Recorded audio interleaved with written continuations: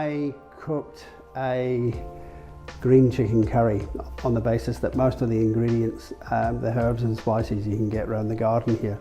So the issue for me about this house, Russell, is very much about the relationship with the natural environment, and so cooking and eating is very much part of that.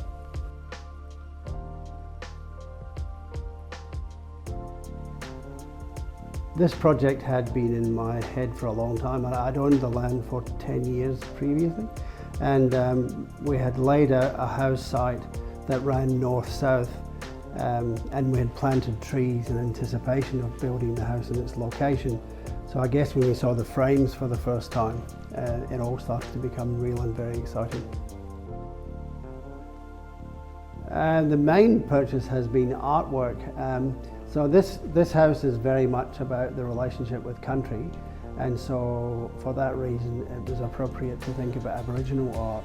So the pieces that you can see around here, upstairs and downstairs, reflect a different cultural take on the landscape, but it also, like all the windows, brings the landscape inside.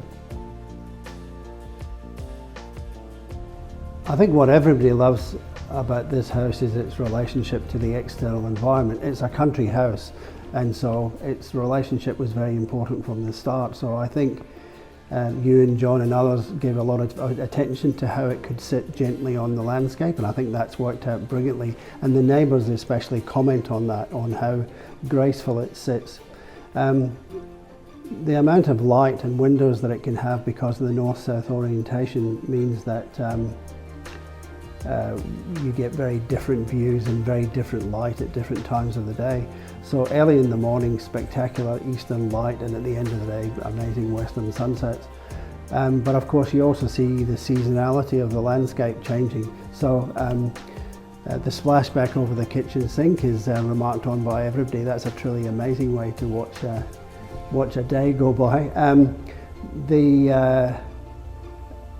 The absence of any external services as an environmental standard is very important. So we have an EnviroCycle, we generate all our own power, and all the water used is either off rain water in tanks, or it's through bores. So to be off-grid in a real sense is becoming increasingly the standard in construction, but to be able to do it on such a large block is very special, I think. But I think it's also, for me, the attention to detail that this house has. The house has all kinds of surprising quirks around it, which everybody comments upon. Some of them quite small, like the shoe cupboard by the front door, or there's part of the ensuite which you'd have seen, which is the place for philosophy and deep thought. But through as well to, I think, the ceiling heights, the proportions, the floor coverings, all of those things have allowed this to be a very individualized house. It doesn't in any way feel like a standardized product.